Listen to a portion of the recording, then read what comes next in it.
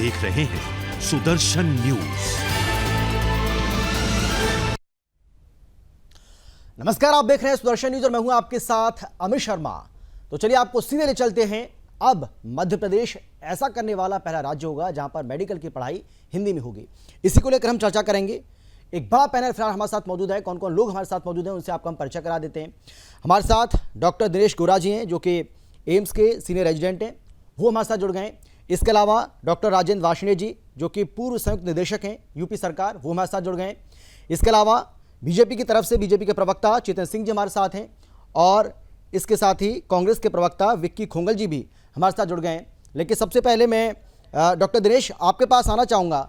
आपको लगता है कि वाकई में ये समय की मांग थी, क्योंकि बहुत सारे ऐसे मेडिकल के छात्र हैं जो हिंदी बैकग्राउंड से आते हैं और उनको मेडिकल की पढ़ाई अंग्रेजी में करने में काफ़ी परेशानी का सामना करना पड़ रहा था, बहुत दिक्कतें उनको हो रही थी। सही फैसला? मैं कुछ आपको बताना चाहता हूँ जी। ये डिमांड तो काफी समय से थी, क्योंकि इसमें क्या है कि जैसे हिंदी मीडियम बैकग्राउंड से कोई आता है तो ऐसी समस्या जनरली आती है, लेकिन ये जैसे इसको प्रायोजित किया जा रहा है ये सब ऐसा नहीं है। ये प्योर हिंदी में कोई भी अपनी मेडिकल की बुक्स को नहीं लिखा गया है। ये इंग्लिश लैंग्वेज है, टर्मिनोलॉजी इंग्लिश में ही यूज की है, बस उनको हिंदी के तरीके से लिखा गया है।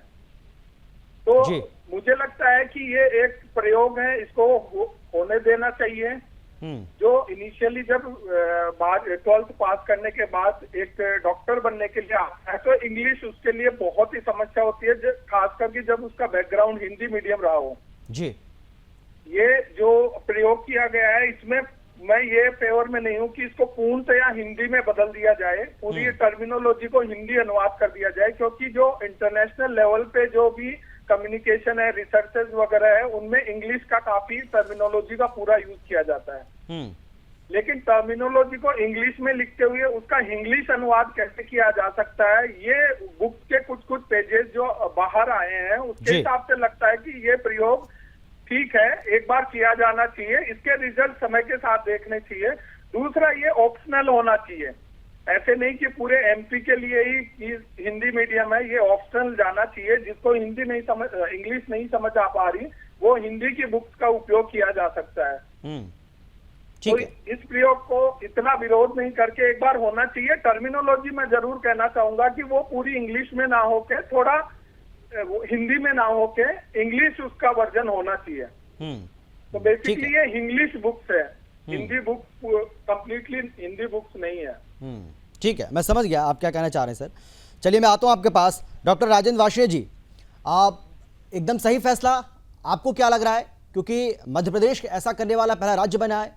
अब उम्मीद की जानी चाहिए कि यूपी समेत बाकी के जो राज्य हैं वो भी इस पर फोकस करेंगे और जिन छात्रों को वाकई में बहुत ज़्यादा परेशानी का सामना करना पड़ रहा था मेडिकल की पढ़ाई पूरी करने में, अब उन छात्रों के लिए एक बहुत बड़ी ये पहल और उनको लाभ मिलेगा आने वाले समय में। मैं अपने माननीय गृह मंत्री जी शाह जी और हमारे मुख्यमंत्री जी श्री शिवराज जी, इनको धन्यवाद करना चाहता हूँ कि इन्होंने एक साहसिक और एक ऐतिहासिक फैसला जनता के सामने लाए और इसको आज इम्प्लीमेंट किया है और ये बधाई के पात्र है। बहुत बहुत इनको मैं बधाई देना चाहता हूँ और हमारी जनता के लिए फायदा होगा। बात पढ़ने की है, इंग्लिश में मीडियम में पढ़ा हुआ डॉक्टर हिंदी और इंग्लिश दोनों समझ सकता है, परंतु ये ग्रामीण अंचल में कार्यरत डॉक्टर इंग्लिश की टर्मिनोलॉजी को हिंदी में बदलने में जरा उसको कठिनाई उत्पन्न होती है। अतः मेरा मानना है कि जब मातृभाषा में पढ़ाई होगी तो हम जो ग्रामीण अंचल में जाते हैं, जैसा कि मेरा भी 40 साल का तजुर्बा है, मेरी पोस्टिंग सबसे पहले ग्रामीण अंचल में हुई, तो हमको बहुत सी बीमारियों का जो लोकल नाम था वो हमें पता नहीं था। फिर बाद में हम लोगों ने जब कार्य किया तो हम उसी बात को बोलने लगे। जैसे कि हम एक टाइफाइड फीवर होता है, एंट्रिक फीवर कहते हैं, और जब वो ग्रामीण अंचल में जाते हैं तो उसको हम मियादी बुखार कहते हैं, तो वो उसकी समझ में अच्छी तरह से आ जाता है। तो ऐसी टर्मिनोलॉजी पूरी तो नहीं बदलनी चाहिए, परंतु जो ज्यादा बीमारियां हैं उनको हिंदी के नाम से पुकारे और उसी भाषा में हम अपने मरीजों से बात करें तो वो ज्यादा कारगर होगी और ज्यादा सफलता हम लोगों को मिलेगी और हम उनके ज्यादा करीब रह के गरीबों की सेवा कर सकते हैं, जनता की सेवा कर सकते हैं। बहुत अच्छा निर्णय है। मैं पुनः इस बात का पूरा सहमत हूँ मैं इस बात से। और ये जहाँ जहाँ लोकल लैंग्वेजेस हैं, हिंदी जहाँ बोली जाती है वहाँ हिंदी भाषा में, और जहाँ जैसे कि दक्षिण में जहाँ मलयालम या तमिल है वहाँ भी लोकल भाषा में अगर ये इस तरह के कार्यक्रम MBBS और अन्य कोर्सेज में कर दिए जाए शुरू, तो मेरे विचार से काफी बदलाव आएगा और काफी सुविधा पढ़ने वाले को भी और जो सुविधा जिसको मिलती है उसको भी सुविधा मिलेगी। ठीक है चेतन जी, मकसद सरकार का साफ है, मकसद यही है कि मातृभाषा को बढ़ावा दिया जाए, छात्रों को इससे लाभ हो और प्रधानमंत्री नरेंद्र मोदी जी का जो सपना है, जिस तरीके से देश के अंदर नई शिक्षा नीति को लागू करने की बात की जा रही है, बहुत सारे ऐसे राज्य हैं इसको लागू करने की लगातार वो कोशिश कर रहे हैं और उनकी कोशिश है कि जल्द से जल्द इसको लागू किया जाए और उसी कड़ी में ये एक अहम कदम, एक अहम फैसला।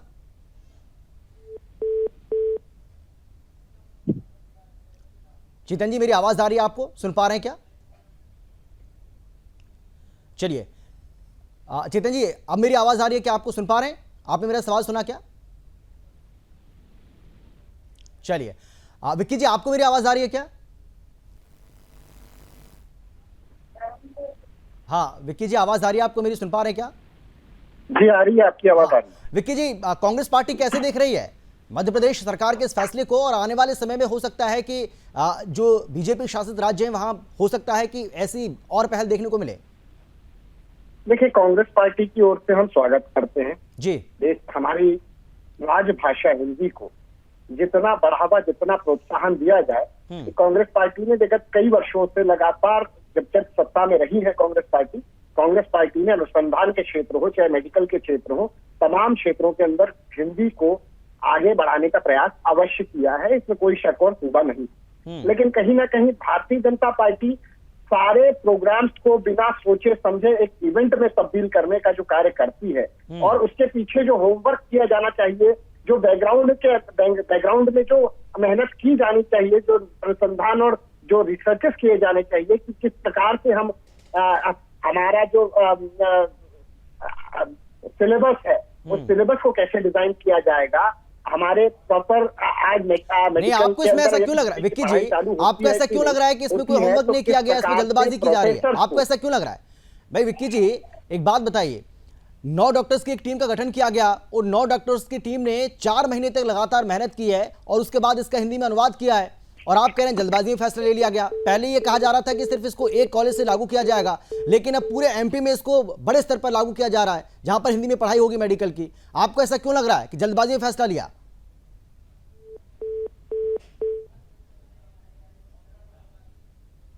विक्की जी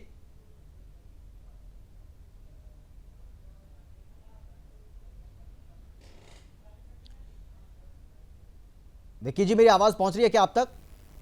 आप जी आपकी आवाज आ रही है, मेरी आवाज आ रही है? हाँ आपकी आवाज आ रही है। आपने मेरा सवाल सुना? जी सवाल सुन लिया जी, है। जवाब दीजिए। कांग्रेस पार्टी को सब ऐतराज बिल्कुल नहीं है, हिंदी भाषा को जितना प्रमोट किया जाए उतना बेहतर है, लेकिन कहीं ना कहीं प्रोफेसर्स की कमी से आज मध्य प्रदेश मेडिकल के क्षेत्र में गुजर रहा है। डॉक्टर गोरा बैठे हुए हैं, ये आपको अच्छी तरह बता देंगे। और अब जब हिंदी के सिलेबस के प्रोफेसर की तो अभी ट्रेनिंग की शुरुआत तक नहीं की गई है, तो जो बैकग्राउंड के अंदर जो होमवर्क किया जाना चाहिए था, जो जिस प्रकार से जो तैयारियां की जानी चाहिए थी, वो तैयारियां फिलहाल नाकाफी है। तो एक इवेंट के माध्यम से जनता की वाहवाही लूट लेना ये काफी आसान है, लेकिन कहीं ना कहीं जो तैयारियां पूरी तरह से की जानी चाहिए थी वो तैयारियां नहीं की गई है। GST थोपा गया, नोटबंदी को जिस प्रकार से थोपा गया उसी प्रकार से जल्दबाजी में लिया हुआ फैसला है। चेतन जी विक्की जी ये कह रहे हैं कि जल्दबाजी में लिया हुआ फैसला है, आपने पूरी तैयारी नहीं की, पूरा होमवर्क नहीं किया और जल्दबाजी में एक फैसला ले लिया, और ये भी उनको इवेंट मैनेजमेंट की तरह दिख रहा है, जैसे हर कोई फैसला जो इससे पहले भी आपने लिया है, चाहे वो केंद्र का हो या राज्य सरकार का हो।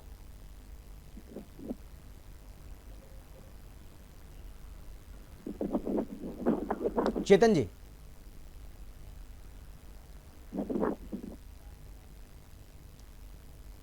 चलिए, लगता है आवाज मेरी नहीं पहुंच पा रही है चेतन जी तक। चेतन जी, अब सुन पा रहे हैं क्या आप? आवाज आ रही है आपको मेरी?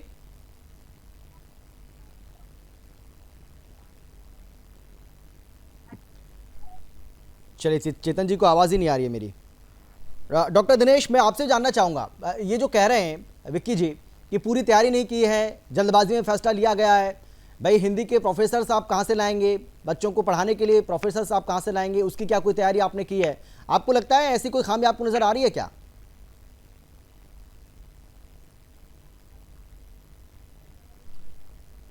वो ठीक है, हिंदी के बढ़ावा को लेके हम ऐसे नहीं देख रहे, मेडिकल स्टूडेंट इसको ऐसे नहीं देख रहे कि ये इवेंट है या हिंदी के बढ़ावे के लिए है। ये काफी वक्त से चला आ रहा है कि सिलेबस चाइना में चाइनीज लैंग्वेज में मेडिकल की स्टडी होती है, रशिया में रशियन लैंग्वेज में होती है, यूके यूएस में उनकी इंग्लिश लैंग्वेज में होती है। तो कहीं ना कहीं ये लगता है कि जो स्टूडेंट्स, क्योंकि हमारी मैक्सिमम स्कूल हिंदी मीडियम से है, अब कुछ ऐसा किया जाए कि मेडिकल की टर्मिनोलॉजी भी हम विश्व के साथ चल सके और अपना जो इंग्लिश की कमी है वो पूर्ण हो सके और स्टैंड कर सके। इसके लिए कहीं ना कहीं ऐसे प्रयोग की जरूरत बहुत टाइम से थी। ये अच्छी बात है कि गवर्नमेंट ने ये अभी किया। विक्की जी का ये कहना सही है कि प्रोफेसर वगैरह पूरे इंडिया में ही कमी है। जिस स्पीड से मेडिकल कॉलेज खोले जा रहे हैं उतने जो टीचिंग फैकल्टी हमारे पास नहीं है, पर वो जहां तक है समय के साथ ही वो भरपाई हो सकती है। और इसमें जो हिंदी प्रायोजित वाली है, हम तो ये भी कहते हैं जिनको हिंदी नहीं आती, जिस लैंग्वेज में आती है वहां के डॉक्टर्स मेहनत करके और उस लैंग्वेज में भी रूपांतरण करने की कोशिश करें। पर इसमें जो टर्मिनोलॉजी है, जैसे मैं आपको एग्जांपल बताता हूँ, जैसे जो इंटरनेशनल टर्मिनोलॉजी है उसके साथ छेड़छाड़ ना करे, क्योंकि यदि वो छेड़छाड़ करते हैं तो वो खुद जो हिंदी पढ़ के आगे जाएगा वो खुद को नेशनल या इंटरनेशनल लेवल पे प्रेजेंट नहीं कर पाएगा। तो ये प्रॉपर हिंदी को बढ़ावा देना, हिंदी राष्ट्र ऐसे नहीं लेके जिस लैंग्वेज को स्टूडेंट समझ पाते हैं, जैसे इंडिया में ज्यादातर हिंदी समझ पाते हैं, कुछ रीजनल एरियाज में उनकी लैंग्वेज में ऐसे एक सिलेबस बनना चाहिए। ये काफी समय से डिमांड थी। जी बिल्कुल। डॉक्टर राजेंद्र, मैं आपसे भी जानना चाहूंगा, देखिए ये बात सही है कि मातृभाषा को बढ़ावा दिया जा रहा है और जिस तरीके से डॉक्टर दिनेश कह रहे हैं कि भाई जब जापान में उनकी मातृभाषा में पढ़ाई हो सकती है, रूस में हो सकती है, यूक्रेन में हो सकती है, चीन में हो सकती है, किर्गिस्तान में हो सकती है, फिलीपींस में हो सकती है, तो भारत में क्यों नहीं? जी, आपका कहना बिल्कुल सही है जी।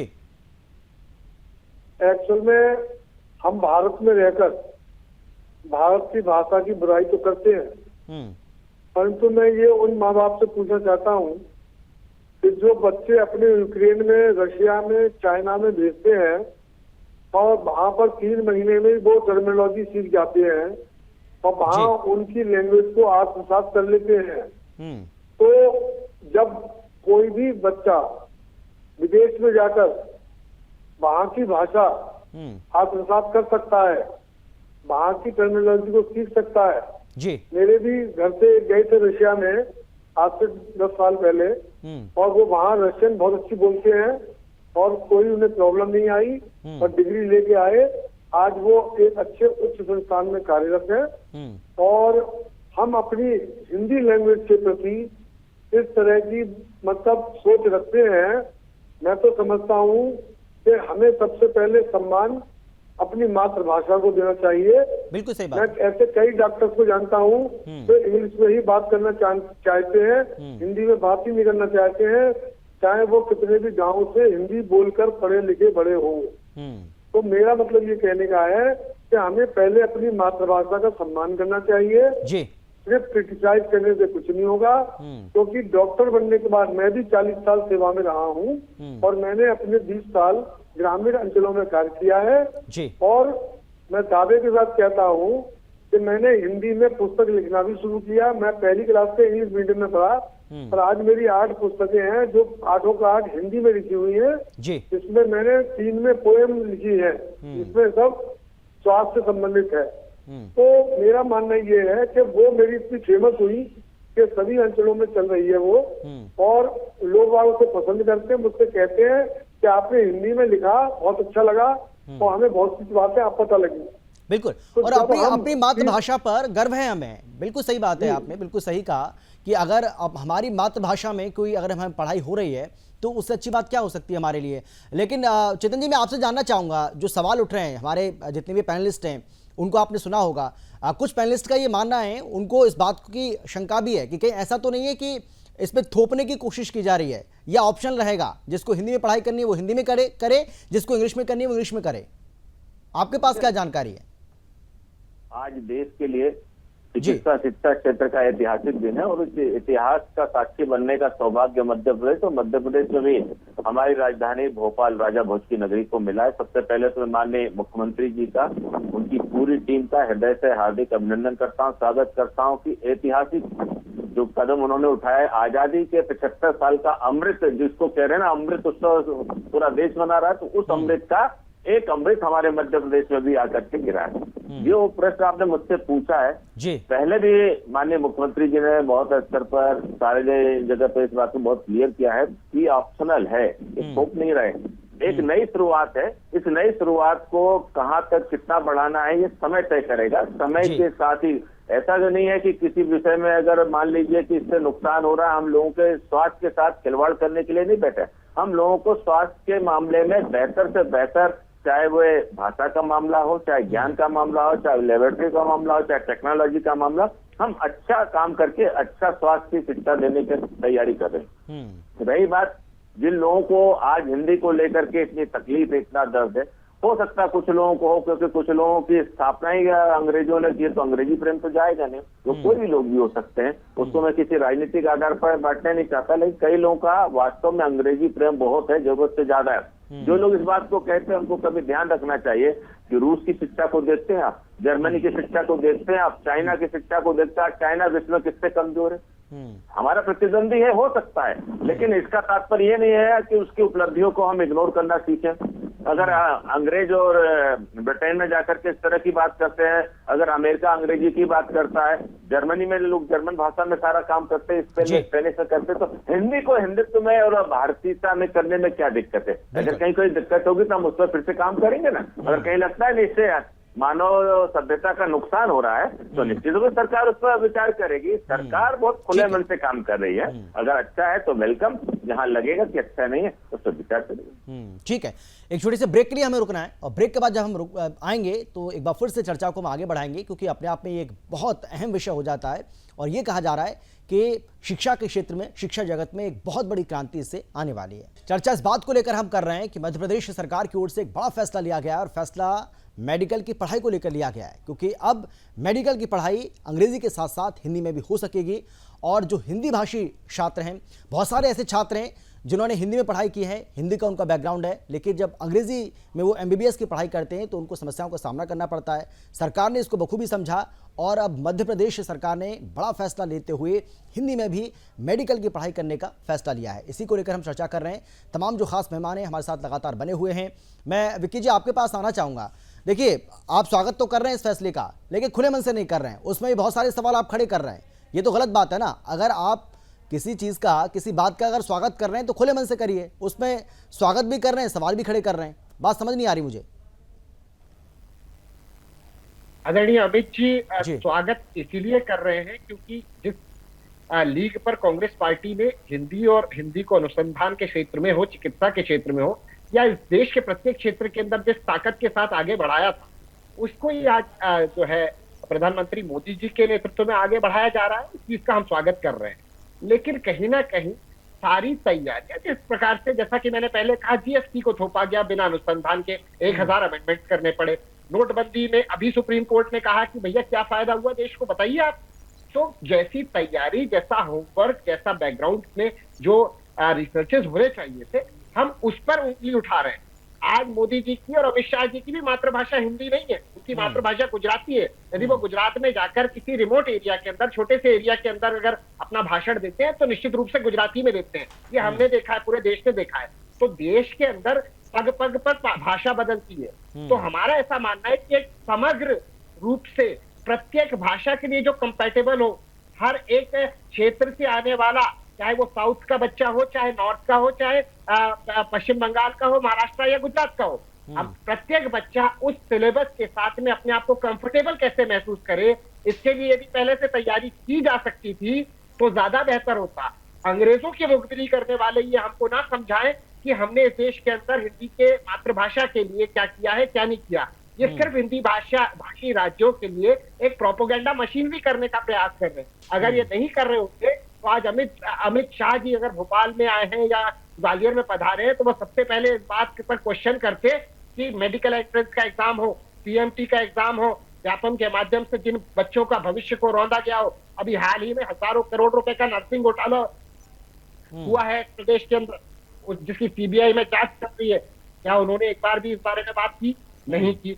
तो समग्र रूप से सभी बच्चों को, चाहे गरीब का बच्चा हो चाहे वो मिडिल क्लास का हो, उनको सबको एक तराजू में रखते। ठीक है, सारे क्षेत्रों। चलिए मैं आता हूं आपके पास। लेकिन चेतन जी ये बात तो सही है कि ये जो फैसला लिया गया है मध्य प्रदेश की सरकार ने, ये अच्छी बात है। लेकिन मध्य प्रदेश तो हिंदी भाषी राज्य है, वहाँ पर हिंदी ही बोलते हैं लोग। लेकिन गुजरात वाले गुजराती में कहेंगे कि गुजराती में हमारी मेडिकल की पढ़ाई होनी चाहिए, तमिल वाले कहेंगे कि हमारी, तमिलनाडु वाले कहेंगे कि हमारी तमिल में हो, या बाकी के जो साउथ के। तो मेरा कहने का मतलब ये है, जो सवाल यहाँ पर विक्की जी भी उठा रहे हैं, कि हो सकता है ये मांग अब उठने लगे। हालांकि हिंदी हमारी मातृभाषा है, इसको भी हमें नहीं भूलना चाहिए, लेकिन ऐसी मांग भी अगर जोर पकड़ती है तो इसको भी तो कहीं ना कहीं फिर देखना पड़ेगा ना सरकार को। नई जो शिक्षा नीति है उसमें हमने हर राज्य के क्षेत्रीय भाषा को ही बढ़ावा देने का काम कर रही। नई शिक्षा जो नीति, आप थोड़ा सा तो देखिएगा जी। रही बात देश, आखिर देश को किस भाषा में कनेक्टिव रखना चाहते हैं, कैसे कनेक्ट करना चाहते हैं? अंग्रेजी से करना चाहते हैं क्या? तो देश में वर्षों तक जिन लोगों ने आजादी के बाद सत्ता चलाई है, अंग्रेजी को तो बढ़ावा देने का काम क्या है? क्या अंग्रेजी हमारे किसी भी राज्य की भाषा है क्या? लेकिन हिंदी कितने राज्यों की भाषा है? जो हमारी अपनी भाषा है, जो हमारे अपने मातृभाषा है, जिसको हिंदी हम माथे की बिलिया कहते हैं, क्या उसको बढ़ाने के लिए सरकारों को काम नहीं करना चाहिए? क्या हम दूसरे की भाषा एक्सपोर्ट करके उसको देश में लेकर के आए? अरे हमको तो फक्र होना चाहिए कि आज गुजराती भाषा का प्रतिनिधित्व करने के बाद भी देश के यशस्वी आदरणीय गृह मंत्री जी अमित शाह जी, जिन्होंने इस राष्ट्र का ध्वज उठा करके रखा है, आज भारत के मध्य में आकर के हिंदुत्व का झंडा उठा करके हिंदी भाषा का आमंत्रण कर रहे हैं, उसको बढ़ावा देने कर रहे हैं। माननीय मुख्यमंत्री शिवराज सिंह चौहान जी को आपको बधाई देना चाहिए। आपके मध्य प्रदेश के एक एक आदमी का इसमें अपना भी योगदान है। और इस बात के साक्षी आज माननीय गृह मंत्री जी बने कि मध्य प्रदेश में हिंदी के माध्यम से हम मेडिकल की पढ़ाई प्रारंभ करने जा रहे हैं। देखिए, मेडिकल की पढ़ाई में माननीय प्रधानमंत्री जी का फोकस है कि इस देश में रहने वाले हर व्यक्ति को उसकी चिकित्सा का इलाज मिलना चाहिए। और इसीलिए हम आयुष्मान जैसी योजना लेकर के आए। इतने बड़े देश में इतनी बड़ी योजना को लेकर के आना ये कोई छोटा मोटा निर्णय नहीं है। इस देश में जिसकी अर्थव्यवस्था हम कहते हैं ना कि ग्रामीण अर्थव्यवस्था किसानों के कंधों पर है, उस किसान की जब हम बात करते हैं तो कभी हम ये देखते हैं कि उस किसान के दर्द को किसी ने समझने की कोशिश की। पहली बार माननीय प्रधानमंत्री जी ने उनको एक सहायता राशि के रूप में मान लीजिए, अनुदान के रूप में मान लीजिए, चाहे जैसे मान लीजिए, उनको देने का हम लोगों ने प्रयास किया। तब भी लोगों ने प्रश्न क्या किया तो बहुत छोटी राशि। अरे भाई, शुरुआत कहीं से तो हमको करनी पड़ेगी ना। इस देश में मनरेगा लेकर के आए, आप आज उस योजना का लोगों को लाभ मिल रहा है कि नहीं? हम तो मनरेगा को लेकर के कभी इस तरह की बात नहीं करते हैं। लोगों को 2 वक्त की रोटी मिले, इस बात की चिंता सरकार को करना चाहिए। बिजली, पानी, सड़क, रोटी, कपड़ा और मकान, इसके आगे भी देश के बारे में कभी चिंतन करेंगे? हम नहीं करेंगे। आज अगर इस नई शुरुआत के माध्यम से, तो फिर से कह रहा हूं, ये थोप नहीं रहे हैं, हम इसको केवल बढ़ावा दे रहे हैं, हम इसको प्रारंभ कर रहे हैं। हो सकता है कि इसको लेकर के बाकी राज्यों में विरोध हो, इससे हम इनकार नहीं कर सकते। क्योंकि अभी मैंने 3 दिन पहले तमिलनाडु के जो मुख्यमंत्री स्टालिन का बयान पढ़ा। लेकिन इस भाषा के, धर्म की, जाति की, संप्रदाय की साथ को हमको रोकना होगा। बातचीत से रोको, सख्ती से रोको, कानून बना करके रोको, लेकिन हमारे हिंदुस्तान को एक करने में हम सबको अपनी अपनी भूमिकाओं का निर्वहन करना होगा। राजनीति से परे हट करके हमको इस बात का विचार करना होगा। और वीरेंद्र खोंगल जी को जिस बात की आपत्ति है, मैं आपसे एक निवेदन करना चाहूंगा, थोड़ा आप देख करके आइए। तिरुपति बालाजी का मंदिर है तिरुपति में, देख करके आइए आप, 90% लोगों को हिंदी आने लगी। ये शुरुआत है ना, किसी ने पढ़ाया नहीं है उनको। क्यों आने लगी? क्योंकि भारतवर्ष के हिंदी भाषी लोगों का अधिकतम वहां पर जाना प्रारंभ हो गया। अब कनेक्टिविटी होना चाहिए, तो उन्होंने अपने हिसाब से उसको धीरे धीरे सीखा और आज उसका बढ़ावा अपने आप हो गया। तो ऐसे ही चिकित्सा शिक्षा है, इसको अगर हम धीरे धीरे बढ़ाएंगे तो हो सकता है आने वाले कल में लोग इसको अडॉप्ट करें। और कहीं ना कहीं जो हमारी जो सोच है कि हम हिंदी में मेडिकल कोर्स को आगे बढ़ाएं, ताकि ग्रामीण क्षेत्र से आने वाला बच्चा भी इसको आत्मीयता के साथ पढ़ सके और उसका ज्ञान का लाभ हम ग्रामीण दूरस्थ लोगों को भी प्रदान कर सके। तो एक शुरुआत है ना, आप इसी में इतने सारे अगर बातें करोगे तो फिर तो अगर इतना विचार करोगे तो नई रिसर्च हो ही नहीं पाएगी। हर रिसर्च एक सक्सेस होने में 999 एवरेज बता रहा हूँ, 999 जो रिसर्च है वो फेल होती है, तब जाकर के एक रिसर्च सक्सेस होती है। ठीक है, लेकिन डॉक्टर राजेंद्र जी, हमने देखा है कि जब भी हिंदी को राष्ट्रीय, जो कि हमारी मातृभाषा है, उसमें उसको मान्यता देने की बात आती है तो बहुत सारे सवाल खड़े होने लगते हैं और ये कहा जाता है कि भैया जो क्षेत्रीय भाषाएं हैं उनका फिर क्या होगा, लेकिन उससे उसकी तुलना करना ये ठीक है क्या?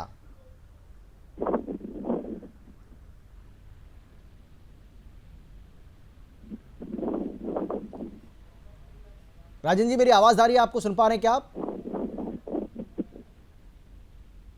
चलिए, मुझे लग रहा है उन तक आवाज मेरी नहीं पहुंच पा रही है। डॉक्टर दिनेश, आपने सुना मेरे सवाल ये? हाँ, इसका जवाब आप दीजिए सर, आप बोलिए।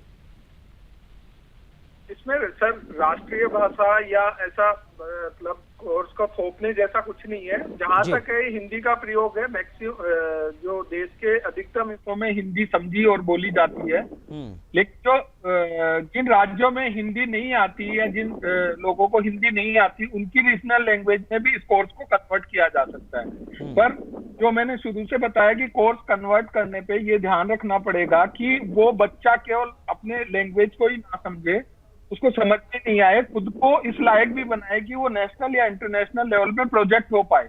वो टर्मिनोलॉजी वगैरह के साथ छेड़छाड़ नहीं होनी चाहिए। हिंदी में प्रयोग अच्छा है क्योंकि देश के अधिकतम हिस्सों में ये बहुत ही आसान। चलिए, मेरे पास समय की कमी है। बहुत धन्यवाद आप सभी का इस चर्चा में शामिल होने के लिए, अपनी बात रखने के लिए। लेकिन आज से इसका आगाज हो चुका है और आने वाले समय में उम्मीद की जानी चाहिए कि और भी देश के राज्य जो हैं वो इस दिशा में कदम बढ़ा सकते हैं। एक छोटे से ब्रेक का वक्त है, फौरन लौट रहे हैं। आप देखते रहिए सुदर्शन न्यूज।